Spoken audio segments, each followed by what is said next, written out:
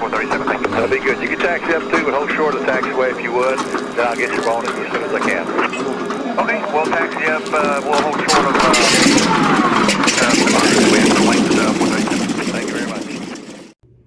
Olá pessoal, para quem ainda não me conhece, meu nome é Laerte Gouveia. Bem-vindos a mais um Air Sports, a nossa revista eletrônica.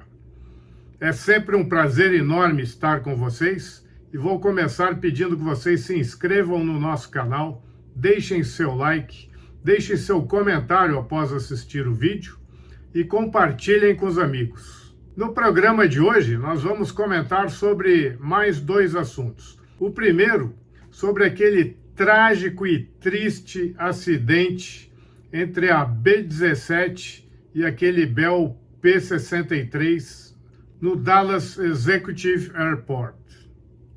Foi um acidente que abalou a todos nós no último dia 12, no sábado passado, e que, infelizmente, ainda tirou a vida de 6 aviadores. 5 que estavam a bordo da B-17 e 1 que estava a bordo do P-63. Ambos os aviões eram de propriedades da Commemorative Air Force, uma associação que recupera, restaura e mantém diversos aviões clássicos de combate, os famosos, os ditos Warbirds. Essa associação já foi conhecida, inclusive, como Confederated Air Force, uma associação bastante forte que reúne milhares de associados. Esse foi realmente um momento muito triste para todos nós amantes desses aviões clássicos e antigos que fazem toda a diferença num show aéreo, dão um brilho todo especial. Mas para falar desse assunto e entender melhor o que aconteceu, vamos falar de um assunto mais leve antes. Um assunto que vai nos ajudar a entender como foi que aconteceu, como foi que se construiu aquela situação. E esse assunto que vai nos ajudar a entender é um assunto que fascina a todos nós. É um voo que todos nós gostamos de apreciar. Estou falando do voo em formatura, ou voo de esquadrilha, como é mais popularmente conhecido. Lá em Dallas, eles não estavam voando em esquadrilha, mas estavam fazendo um flyby, onde os princípios, a disciplina tem que ser a mesma. Então nós vamos bater um papo aqui hoje para que a gente conheça os fundamentos do voo em formatura, para que a gente possa entender como funciona a mecânica desses voos onde você tem muitos aviões voando próximos. Basicamente, são duas premissas que fazem com que o voo de formatura seja tão gostoso de se fazer e tão seguro. O primeiro é a disciplina e o segundo é o treinamento. É lógico que, além disso, tem outros fatores, como confiança. Você está voando com a sua asa a 1 metro, 1,5 metro do outro avião, você tem que ter confiança nos seus alas e vice-versa. Tem que ser um time muito unido, onde todo mundo confia em todo mundo. Porque se um dos pilotos não for disciplinado, todos estão em risco. Então vou mostrar para vocês aqui alguns fundamentos do voo em formatura e vocês vão compreender como essa disciplina e o treinamento são importantes. O voo de formatura é um voo que reúne mais do que um avião. 2 aviões já é um voo de formatura. Entretanto, ainda não é uma esquadrilha, é um elemento. 2 aviões nós chamamos de elemento. Você pode fazer um voo em formatura em elemento, ou seja, em 2 aviões. Mais do que 2 aviões, você já tem uma esquadrilha, que pode ser de 3 ou mais aviões. Então vamos ver como é que se faz um voo em formação. Nesta primeira figura, estamos vendo 2 aviões. Esse avião da frente, descrevendo uma curva, é o líder. Este segundo avião, que está chegando no líder, com uma proa num ponto à frente do líder, ele vem voando por dentro da curva, descrevendo um raio menor. Com isso, chega mais rapidamente no líder. É importante que ele venha no nível do líder ou mais abaixo. Então o ala vem chegando, ganhando altura para atingir a altura do líder. Nessa segunda figura, o ala já está chegando mais próximo. Aí, a partir desse momento que ele já está próximo do líder, ele já mantém a mesma proa que o líder está mantendo e se posiciona a 45 graus do líder para iniciar uma aproximação final até a posição dele, que vai ser encaixado na ala do líder. A partir daqui, os movimentos são muito suaves. Ele vai se aproximar bem devagar do líder. O ângulo de inclinação que o líder vai manter vai depender da rapidez com que ele queira reunir a esquadrilha. É lógico que essas curvas, no início de treinamento, são mais suaves. Conforme a esquadrilha vai ficando mais treinada, o líder pode ir apertando cada vez mais a curva para ter uma reunião cada vez mais rápida. Essas reuniões podem chegar a ser feitas com inclinações de 60 graus, puxando G, mas para isso tem que ser uma esquadrilha já bastante treinada. Quando o ala encaixa na posição, na ala do líder, ele tem que ficar com a asa livrando a asa do líder, como vocês estão vendo, e o nariz livrando a cauda do líder, na linha da cauda do líder, e a asa na linha da asa do líder. A gente chama de asa livrando asa e nariz livrando cauda. Em relação à altura, vai ficar uma asa abaixo do líder. Então nós temos 3 fatores de segurança: o distanciamento lateral, um distanciamento longitudinal, onde a nossa hélice vai estar ligeiramente atrás da cauda do líder, e um espaçamento vertical, fazendo com que o nosso voo, apesar de próximo, esteja bastante seguro por estar respeitando essas 3 premissas de segurança. Aqui já estamos vendo o segundo ala chegando, que é o avião número 3, mantendo a proa lá na frente da trajetória do líder, enquanto que o avião que vai voar de número 2, ele abaixa um pouco, ele fica agora abaixo da altura do líder e passa por trás do líder, abaixo do líder, um avião abaixo, indo buscar a posição de ala direita agora. Ele se colocou, quando chegou, como ala esquerdo, agora ele abaixa um pouco e vai se posicionar como ala direito. E assim que ele chegar na posição certa, na ala direita, ele vai subir, mantendo o afundamento de uma asa em relação ao líder. Vocês veem que o 2, ele não vai direto para a posição. Ele para primeiro na posição de 3, depois que ele estabeleceu a posição, ele afunda e vai para a posição de 2. Se é uma esquadrilha bastante voada, que os alas já têm muita experiência, ele pode ir direto para a posição de 2 sem subir. Ele pode parar afundado na posição de 3 e já escorregar para a posição de 2 e subir na posição de 2.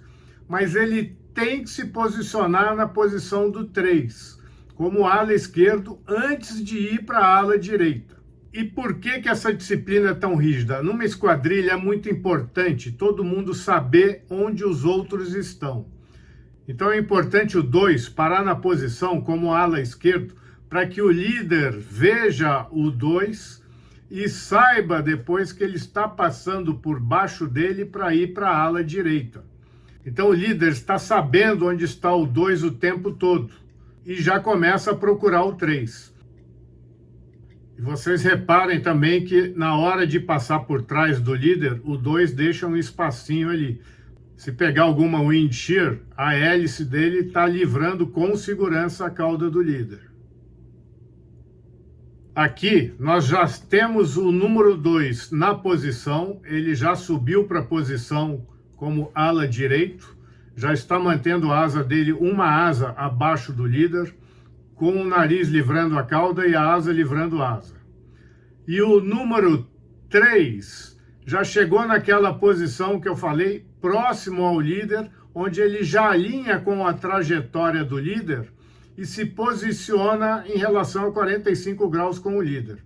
Para isso, a gente costuma usar uma referência, para saber que a gente está exatamente a 45 graus, independente da distância. Então, aqui no caso do T6, a gente usa a dobradiça interna, que a dobradiça do ailerão do T6 fica embaixo da asa. Então, como a gente vem se aproximando por baixo, a gente usa a dobradiça interna do aileron e usa ali a parte de trás do capô, onde fica o escapamento do lado direito. É onde acaba o capô ali. Então, vocês reparem que na linha de visão do ala, ele está alinhando a dobradiça do ailerão esquerdo com o final do capô lá, tá vendo?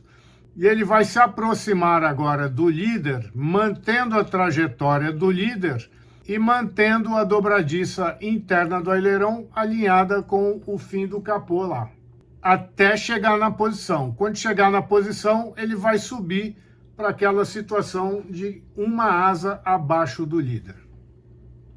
Quando o 3 chegar na posição, temos um diamante formado. E olha lá, o 2 também tem como referência a dobradiça interna do ailerão alinhada com o final do capô. Do lado de cá, do lado direito, tem o escapamento. Então ele pode alinhar com o escapamento, que fica logo ali atrás do capô. Essa seria a posição correta para se voar num diamante. Entretanto, quando a gente vai fazer acrobacia, quando você vai fazer acrobacia em formatura, a esquadrilha já é bastante treinada. Então, para ficar um pouquinho mais fácil, a gente dá uma roubadinha, que a gente fala. A gente adianta um pouco e entra com a asa um pouco atrás da asa do líder, do jeito que vocês estão vendo aí agora, tá vendo? A gente voa roubando um pouco, voa enfiado, como a gente fala. A gente voa com a asa mais para dentro e um pouco mais adiantado. Por quê? Quanto mais próximo do líder a gente voar na acrobacia, mais fácil fica, porque o nosso raio de manobra fica mais próximo do raio do líder. Então, a variação de potência fica muito menor para se manter na posição. Aqui, nós estamos vendo o que acontece quando o ala adianta. Tá vendo que antes a referência dele era a dobradiça interna do ailerão. Agora aqui, ó, ele tá vendo quase a ponta da asa ou a dobradiça externa alinhada com o escapamento. Então, quando a dobradiça fica para trás, é sinal que ele está adiantado na posição.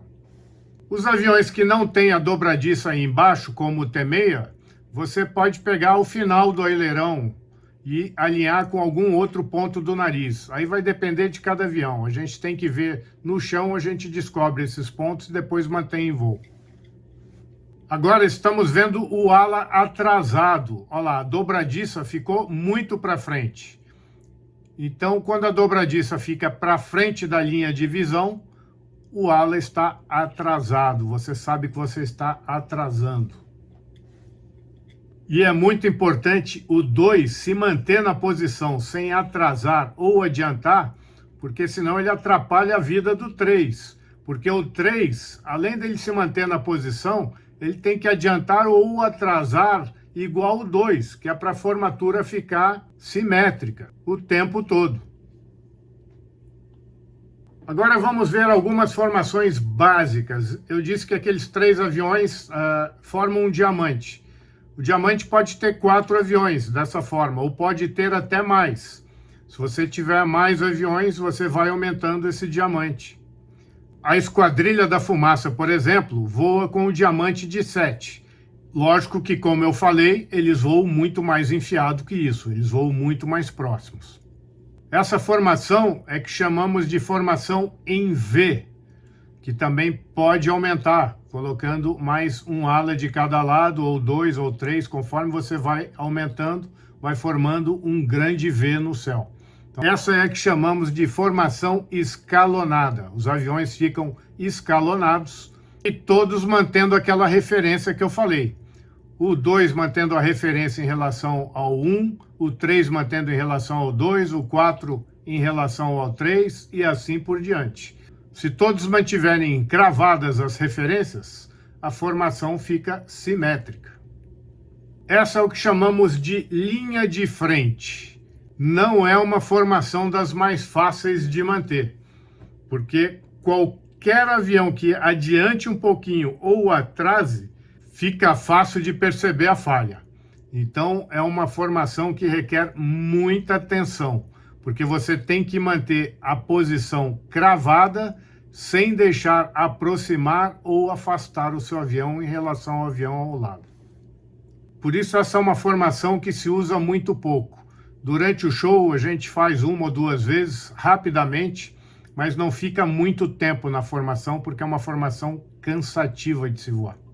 E além de cansativa, dá uma sensação horrível de voar olhando para o lado. Você nunca sabe se está no rumo de colisão com o urubu ou não. Então é sempre uma formação que a gente não costuma ficar muito tempo. Na linha de frente, todos os aviões estão no mesmo nível, tá, gente? Fica todo mundo voando nivelado em relação à altura. Esta é uma cobrinha show. Cobrinha show é um avião atrás do outro, você fica um pouquinho atrás só para sua hélice livrar a cauda do avião da frente e fica um avião abaixo para a hélice livrar em altura também o avião da frente. É uma formação bastante praticada por todas as esquadrilhas durante as demonstrações. E essa é a cobrinha. Aquela próxima, um dos outros, é a cobrinha show. Essa onde você coloca um espaçamento que vai de acordo com o briefing. Você pode colocar um avião, 5 aviões, depende do qual é a figura, qual é a manobra, a coreografia que a esquadrilha vai fazer. Mas quando os aviões estão afastados, a gente chama simplesmente de cobrinha. Bom, gente, eu não vou me alongar muito. Eu só queria mostrar para vocês quais são os fundamentos do voo de formatura, para vocês verem a importância da disciplina, do treinamento e de se manter todos os aviões à vista. Todo mundo, nessas manobras todas que a gente viu, todas essas formações que eu apresentei para vocês, vocês viram que o tempo todo a gente sabe onde todo mundo está. Isso é primordial para a segurança quando você está voando próximo um do outro. Você tem que saber o tempo todo onde estão todos os seus alas. Se você tiver uma pane, você tem que saber se você vai sair para cima, para o lado, para baixo. Você tem que saber onde está todo mundo, para que o seu voo não interfira com o de ninguém e vice-versa. A segurança do voo em formatura está na disciplina, onde a gente mantém as posições, faz os escalonamentos como tem que ser feitos, mantém aquelas referências de asa livrando asa, nariz livrando cauda, asa livrando asa também em altura e principalmente contato visual. É muito importante que a gente tenha contato visual, gente. Se você perde o contato visual, espirre e vai embora. Se você estiver no topo de um loop, por exemplo, e você afundar no topo do loop, você vai perder de vista o avião que você está usando de referência. O líder, se você estiver voando de 2 ou de 3, ou o 2 ou o 3, se você estiver voando de ala externa. Se você perder a referência, você tem que espirrar, tem que ir embora. Porque você voltando para a posição, de repente, se você estiver fora do lugar, você pode bater no outro avião. Então, a referência visual é muito importante. É melhor você atrasar no topo do looping do que você deixar afundar. Referência visual o tempo todo, gente. Isso é fundamental para a segurança. Então agora vamos voltar lá no caso da B-17 com o P-63. Eles estavam fazendo um flyby sobre o campo. A imagem que mais captura aviões aí mostra 7 aviões voando juntos. O que parece pouco, mas não é. Como você no flyby, você não voa em ala, você não voa colado no outro avião, você voa espalhado. Então é muito difícil você estar cuidando do seu voo e vendo onde estão todos os outros aviões. Então num flyby é muito importante, assim como num voo de ala, um bom briefing. Você tem que saber qual é o avião líder, quem está voando de 2, de 3, de 4, para você saber qual é o seu avião de referência. E você não pode ultrapassá-lo. você tem que manter o tempo todo a sua referência e no briefing já tem que ficar estipulado se você está voando do lado interno ou externo da curva e tem que manter o tempo todo a posição que foi acertada no briefing. Nesse acidente, ficou muito claro que o briefing não contemplou essas posições claramente. E tem um outro ponto muito importante quando você está voando em formatura ou está fazendo um flyby. Não faça nada que não esteja brifado. Você só vai fazer o que está brifado. Se tiver que fazer alguma coisa diferente do brifado, você espirra e sai fora da formação. Não faça nada que não esteja brifado. E aí nós tivemos uma outra falha nessa formação. Esse P-63 estava ultrapassando a B-17, porque o cara que estava coordenando o show do solo pediu pelo rádio para que o P-63 ultrapassasse a B-17 e assumisse a liderança. Isso não se faz. Você não muda o brifado durante o voo. E aí, olha o que aconteceu, gente. Agora nós estamos dentro de um P-63 e olhem como a visibilidade fica prejudicada. A hora que ele faz a curva, percebam que você não consegue enxergar nada que está para o seu lado direito e abaixo.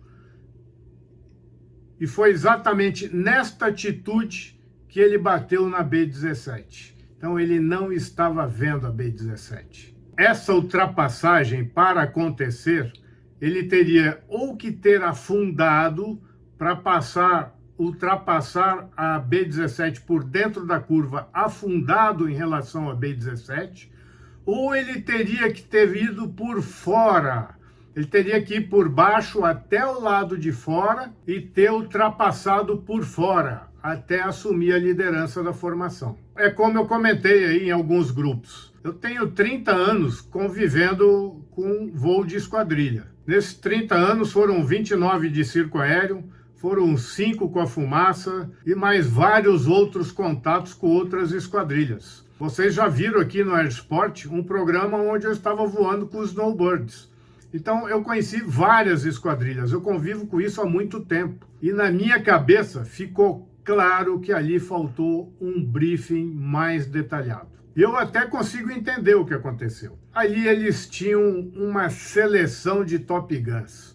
Não tinha nenhum bobinho voando ali, só tinha pilotos altamente experientes. Então, muitas vezes, o diretor do evento fica até constrangido em fazer um briefing detalhado com tanta gente experiente. Talvez isso tenha sido um dos fatores pelo qual o briefing daquele show não foi tão detalhado.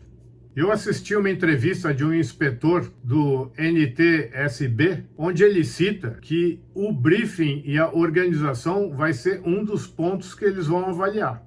Me pareceu que ficou bastante claro para ele também que teve uma falha ali de organização, uma falha no briefing do evento.